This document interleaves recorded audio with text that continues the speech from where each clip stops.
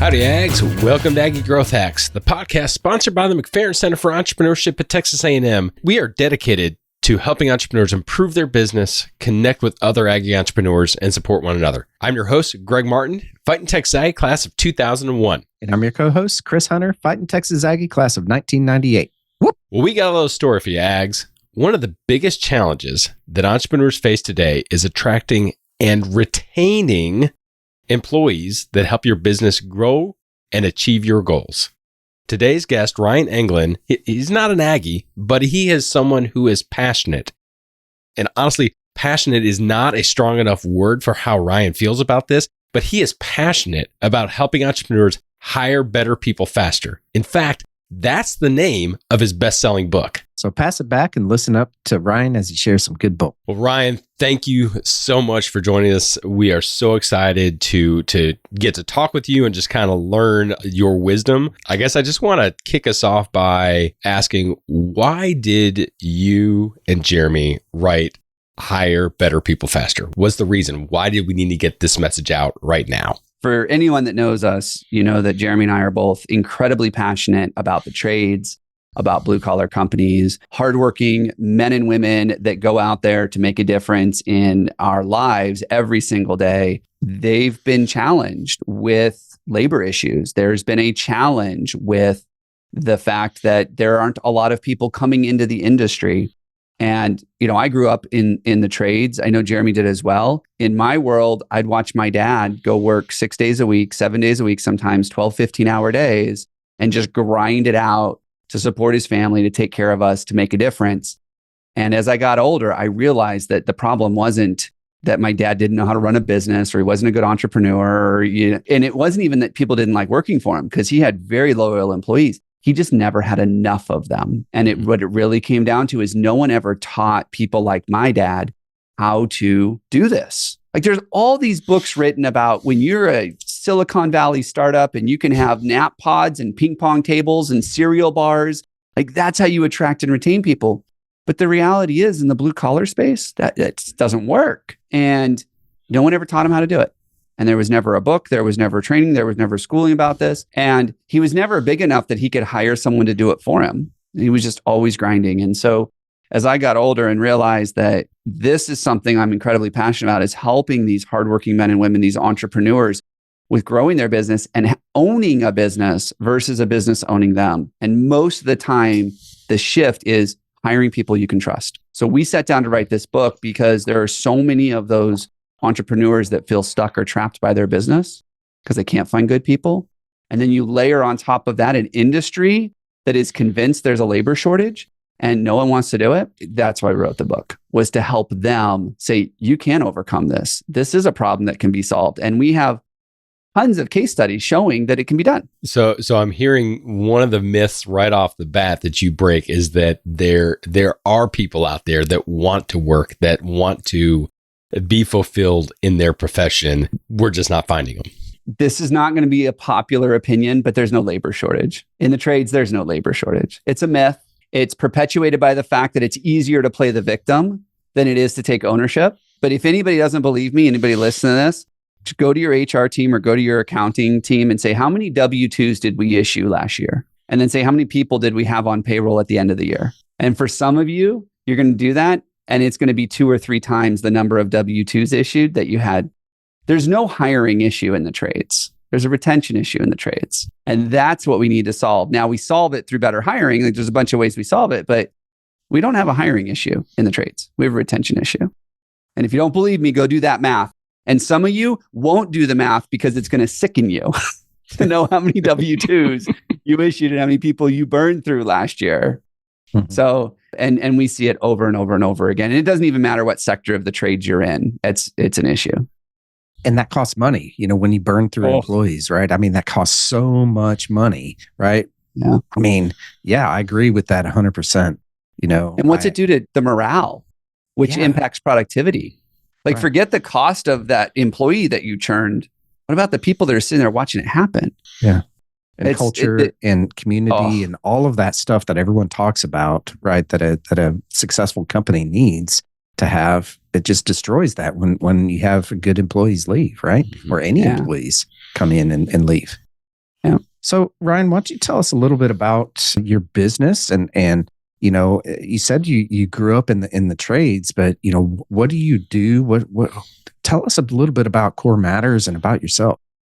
Yeah. So to share with a little bit about my story. Well, I did like any good son, and I told my dad I'm not going in the family business because I don't want what you got.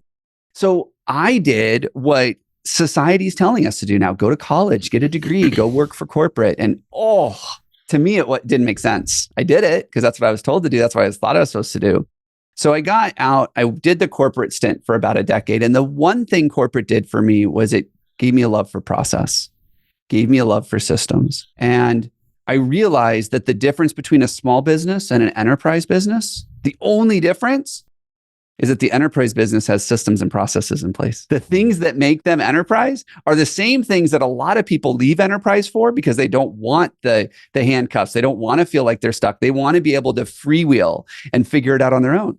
Well, that's the exact thing that keeps small businesses small. And so I left and I started a marketing company because I thought, my belief was the reason my dad never was able to get out of the business and hire more people was because he didn't have enough business. If he only had more business, cash solves a lot of problems. It does. So I started a marketing. It covers a lot of problems, a lot of sins. So I started a marketing company and I worked with contractors for about 4 or 5 years. And we did lead gen, we did websites, we did email, we did all the traditional stuff to help people in a digital age get more business. And it was early 2015, I started having a bunch of clients just saying, I don't need more leads. I don't need more leads. I don't need more leads. And I'm like, great. That means I'm losing a client.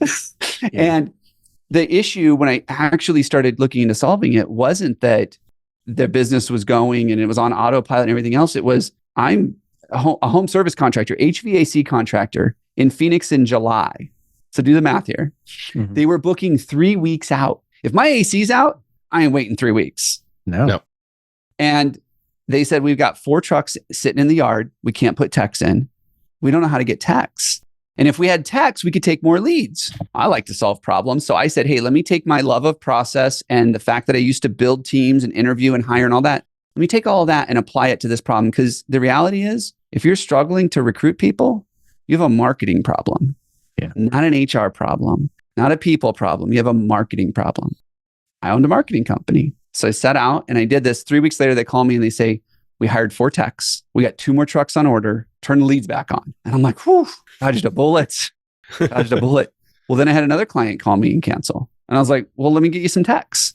And a couple of these happened and it was so much fun and it was so different. And I was able to watch them just transform their businesses because now they knew how to hire. That I set out to say, okay, now how do we help them keep them? Because that was the next problem. They were hiring all these guys and they were just leaving. And so over time, we built the CoreFit hiring system and developed tools and processes and systems around it. And then eventually last year, finally codified it and put it in a book. Okay. So can you break down the CoreFit hiring system for us? Absolutely. So it's no accident that the word core shows up in a lot of what we do. Core Matters, CoreFit hiring system, CoreFit. And what I realized was that the one thing that makes it so difficult for blue collar companies to recruit is that most of the time they're never clear on what their core is. Now, a lot of you might think culture. Well, culture is an element of your core, but the core is the sum of your behaviors, your leadership styles, your communication, all the things that a lot of people say make up culture. But that core is so important to everything else that you do. If we're not clear on what our core is and we don't know how to communicate it externally in a way that people are receptive and understand, and we're not communicating it to the right people, we're going to struggle to recruit. And that is one of the primary elements of the system, is getting really clear on what your core is and how you communicate it. So how do you do that? How do you help a company, let's say a roofing company, right, figure out what that is? Well, that was the hardest chapter in the book to write, because I could have written a whole book just on that. Yeah. But what it really comes down to is your core vision and your core story. And when I say core vision, the core vision is a sum of the way you behave, why you do what you do as an organization, why roofing. I meet entrepreneurs all the time. I'm like, you can go make money a whole bunch of easier ways than being a roofer, but you chose roofing for a reason. Why roofing? And then finally, where's your company going? We've all heard the metaphor, getting the right people on the bus. Well, Is your bus going around in circles? Is it heading to the mountaintop? Are we going to the beach? Like, where's this metaphorical bus going? And 9 times out of 10, people don't know. So they're sitting there with a sign saying, get on my bus. And people are like, well, where's the bus going? It's been on that same street corner for the last 6 months. And they want to get on a bus that's taking them somewhere. And if that somewhere aligns with where they personally want to go, you win. So that's the first part, is getting really clear on those. But then how do you communicate that in a way that's super clear and super effective? And that's the core story. And so really turning that into a story that you can teach your people how to share. And that's where the value of the core really becomes prominent, and you're starting able to get a return on that effort. Now, there's another side of it. You have to live that way. If you tell people you behave a certain way, you better behave a certain way. And so there's a lot of authenticity that goes into that. But that's how you get really clear on what your core is. But Ryan, nowhere in that at all did you talk about, hey, here's my benefits package. Here's how much I pay. Here's, okay, blue collar, you don't get NOT pods, but there's other benefits. None of that was in what you just said. So what that is what? Really? Yeah. Here's the reality. 9% of people leave for more pay. 9%. And usually it's because there's a life event that required it. Spouse got sick, can't work. Just found out we're having twins, got to buy a different house. I got to buy a brand new car because the car I have isn't going to fit the family I now have, right? Usually a life event dictates that they need to make more money. And if you as the employer haven't shown them a career path to allow them to do it, they're going to go look for someone that will. Because the reality is, looking for work sucks. Anybody that's done it recently knows it sucks. You get ghosted by employers. They lie to you. They waste your time. They don't tell you the truth. Like, they just don't say anything. And it sucks to think that I'm going to put myself out there and take this leap to go work for someone that I don't even know if I can trust. It sucks. Most people aren't going to volunteer to go look for work. It's one of those things that I'm not going to do. And in blue collar, what happens when your boss finds out that you're looking for work? You're really looking for work. Yeah, you take whatever you can get now because rent's due and you don't have a job anymore. And so the things around pay and benefits, stuff's important. Like, people need to be able to pay their bills. But at the end of the day, if you help people feel like they belong and you help give them the things that are important to them personally, like friends, and I got to be careful how I use this term, but like a work-life balance, like personal training and development. One of the things we're seeing happen a lot in the blue collar space, which is amazing. A lot of companies in the blue collar space, they pay weekly. Do you know why they do weekly paychecks? Because I don't have any money by Friday. Because the people that take these kind of jobs just don't know how to budget. They were never taught how to manage money, is a reality. And so if it's in the checking account, they pay it. And they know that on Monday, it costs me this to live. And on Tuesday, it costs me this. But to say I need 2 Mondays worth of money, they just don't take the time to do that. And not to insult that group of people, because I love that group of people. No one ever taught them how to manage money. So one of the things we see a lot of companies do now in training and personal growth is they bring in a program like Dave Ramsey's Smart Dollar or Financial Peace University, and they teach people how to budget and pay off debt and save. When does an employer ever do that? Yeah, never. Because they're like, that's not my job. Yeah. It's not my job. But it is now. But the implications of that, just from a CFO administrative standpoint. So you're telling me I can cut the amount of time my staff processes payroll in half by going to bi-weekly payroll just because I've trained my people? I mean, that means the amount of times I've got to pay for ACH fees or check fees or processing fees in half just because I can do that? And just you mean we only have to mess up payroll twice a month instead of 4 times a month? That's right. Yeah. Now, I mean, that transition doesn't happen overnight, but over a year or two, you can see that transition happen. And benefits, I don't know anybody that has benefits right now. Benefits suck. The benefits just keep getting worse and worse and worse and worse. So it's crazy. You know what's a benefit, though, that a lot of people don't give? Paid time off. They purport to say that they are family driven and that they want people to have work-life balance and everything else, but then they give them mandatory overtime and they never give them a day off. Yeah. And so we see that happen, that we're starting to see that more and more now. We had a client 5 years ago that started working with us. I mean, this is pre-pandemic. You had to be there 5 years to get a week of paid time off. Wow. Wow. And their belief was, well, the average person's only with us for 3.5, so we never have to do paid time off. It works out. And I was like, yeah. I just see Chris There's a roll his eyes. reason I'm they're like, only up yes. there. That's ridiculous. Yeah. Now they do a week after a year, which is much more reasonable. And they also have incentive programs where you can earn more overtime throughout the year. And so it's making these shifts to understanding what people really value. People don't value the paycheck like they used to. There's a joke for the younger generation that a lot of times they'll call in sick on Monday. And well, it all depends. Did they spend all their money on the weekend partying, or do they still have some left to get through Monday? Right.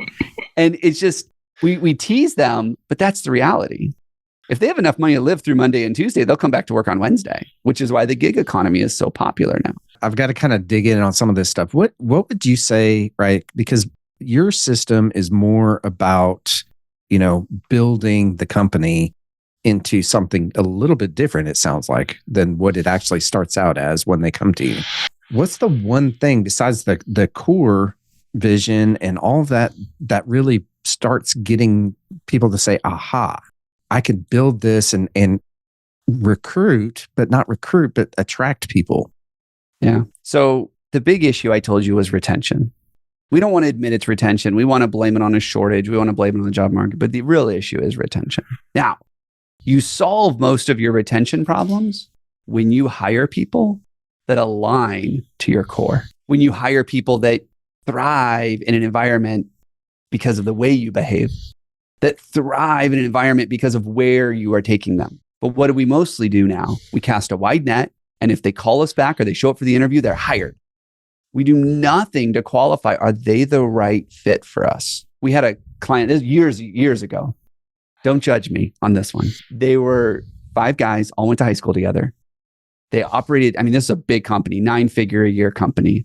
And they operated it like a fraternity. And there were cliques beyond cliques, and there were parties, and there were things said behind people's back, and there was passive aggressiveness and hazing and razzing each other and all this. And it was toxic, in my opinion. But I also realized that there are some people that will thrive in that kind of environment, right? We think about the earth and, there are events, volcanic events, 5 miles below the surface of the ocean, 700-degree water coming out of these vents, and they've found life there. So if that happens in nature, we can make that happen in our companies as well. And I went to him and I said, let me write a different type of job ad for you. One that describes you as more of a frat bros kind of environment and this passive aggressive nature that you're so proud of and will never change. And I handed it to the procurement director and he read it and he goes, this sounds like an awesome place to work. Because I didn't tell him it was for that. I was like, hey, I got this thing I want you to read. Tell me everything. He's like, this sounds amazing. He's like, this sounds so much fun. I said, that's good because that's where you work. And he's like, oh, I got to show this to the rest of the guys. Like, he was proud of it. And so the big issue they had was in the sales team, remote workforce, and they're out all the time. Turnover was ridiculous. Performance numbers were down. Shows it to the sales director. He's loving this thing. So they put it out there. Attracts a completely different type of salesperson. Someone that they would have never given any thought to before. 6 weeks later, they hire a couple of these guys. Morale's up. Sales are up. Customers are more happy. Like, they couldn't believe it because you hired someone that thrived in your environment. And as soon as we do that, now they come to me and they say, okay, how do we keep these guys? Because I don't know how to do that now because it's a different kind of person. But, hiring people that are going to thrive in the environment you've already created is so critical to this. Does that answer your question?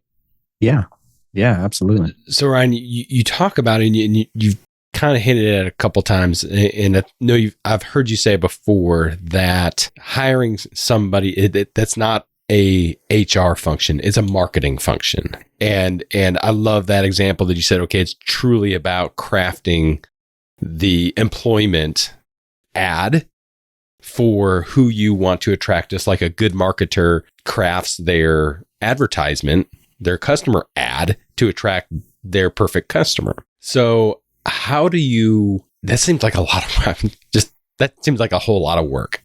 Ryan, I need 7 people right now. I've got 4 trucks sitting in my yard that are doing nothing, that are costing me money because I got to make loan payments on them. instead of making me money, which is why I bought them. I can't spend all this time crafting this perfect marketing, story song to my future employees. I need a Bubba right now. I get it. Which is why when someone starts with us, within 10 days, we're bringing in those people. Like, we've built the system. So, we know how to do that quick. But here's the thing you need to remember. And you've both probably heard this. You've all heard this saying: people don't leave jobs, they leave managers, people. Bosses, managers, leaders. And every time I've ever started that, everybody knows how to finish that saying. So the question is, do we believe that to be true? If we believe that's true, your old typical job ad is going to keep getting you the same results it's always gotten you. Well, Ryan, it's true for everybody else, but I'm an awesome manager. I'm an awesome leader. They don't leave me. And you know what? The thing is, most companies out there do have amazing stories and amazing people working for them. The problem is they don't know how to get credit for it. And if we believe that people leave bosses, then our job ads and what we post online and what we say about ourselves should have nothing to do with the fact that that you got to be able to lift 50 pounds. You got to be able to use this software or fix this type of equipment. It needs to be, this is the kind of person you're going to work for. This is the kind of company you're going to be a part of. Yeah. And it's so true, right? And it's one thing that we've heard from entrepreneurs over and over and over and over again is that, if you're working for something that's bigger than you, right, then that's how they got successful, and they attract the right people into the right seats for their business, and I 100% agree with that. It's one of those situations where common sense isn't all that common. We've heard that before. But it's like when I say this stuff, people are like, well, duh. I have this slide that I share in my workshops where I talk about why we call it an ad versus a job description. I have a commercial of a 2023 Z06 Corvette. It's a 60-second commercial. And it is, you hear the sound of the road, you hear the sound of the engine, you see people smiling, you see the G-force in the car, you see the leather, you see the attention to detail. You know what they don't talk about is the specs. You know what they don't talk about is the maintenance schedule. You know what they don't talk about is the price. And then my next slide, and people are like, oh my gosh, I want one of those. It's a $170,000 car. And then the next slide is a picture of the window sticker. And I go, which one do your job ads look like? And which one do you think sells more Corvettes? You know how hard it is to find a window sticker online, a picture of a window sticker? GM doesn't put them out there. I had to scrape one off someone's Instagram because they were like, I was going to say, you're Ryan driving up to the Chevy dealership, just snapping pictures. Because they know that people aren't going to buy that car when they look at the window sticker first. Sticker shock, right? They buy the car because of the lifestyle and because of the way it's going to make them feel. It's an emotional decision. So is switching jobs. So we have to get people really connected with the kind of company they're going to be working for, the kind of boss that's going to be leading them, the kind of investment you're going to make in their personal life. And when you make that shift, all the rest of the stuff becomes so much easier. So speaking of all of this, right, of how do we attract the right people, who's the best fit for you as a customer, as a client coming into Core Matters? We've figured this out over the last few years. It's the people with a passion for the process. If you have a passion for a better process, if you want to build a better mousetrap, that's the right fit for us. That person's going to read this book and they're going to be just earmarking the whole thing because that's what it's about. You build the process because the reality is people aren't perfect. People make mistakes. Mm-hmm. And so if you just trust winging it and your gut, you're going to make mistakes. So let's build a process that does this for you. And so for people that want the process, companies that want to scale, if you're the kind of company that says, hey, you know what, if I can just land at 30 employees or 100 employees and just stay there, you probably just need to look at more of your leadership, your communication, those kinds of things. Because finding people is not going to be the challenge. But if you're someone that says, I want to double the business in 3 years, and if I don't start hiring quality people that are going to stick around, it's going to be very expensive.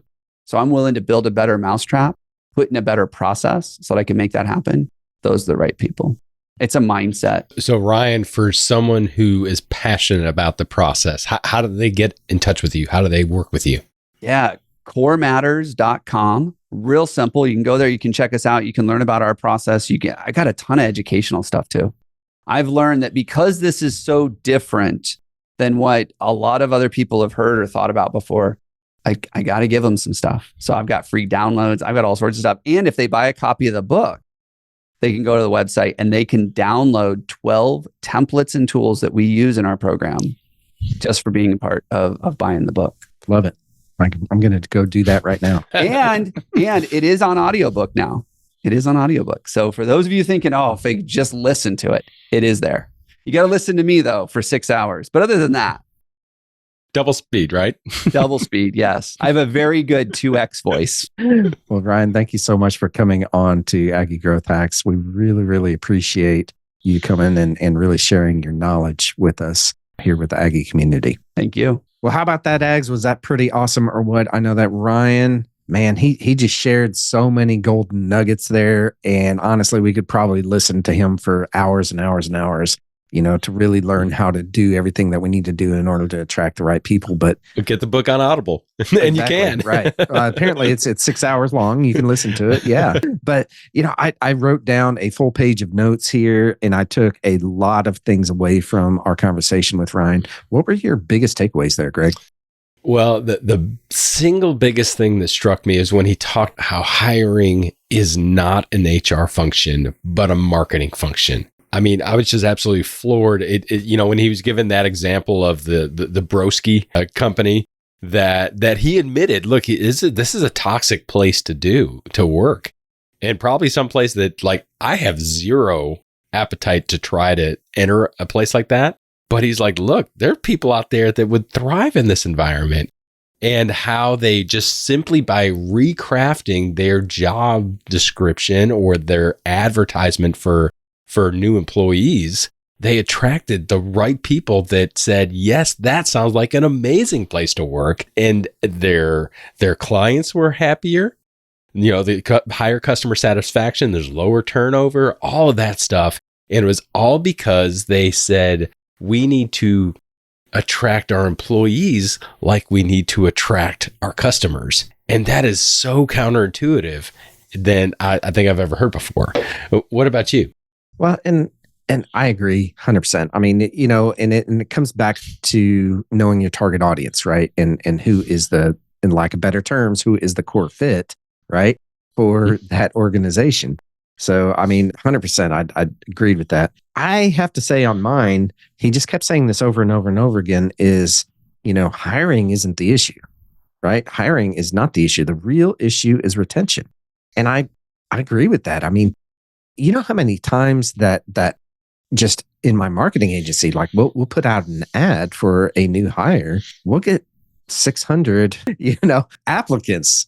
And I think honestly, it's because we do a good job of marketing our own self.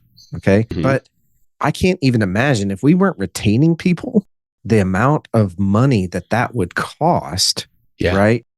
And we have a very high retention here, at my marketing agency. And I think it's a lot of it deals with everyone knows what we stand for, right? And what our core values are. And that's something that we've talked about over and over and over again.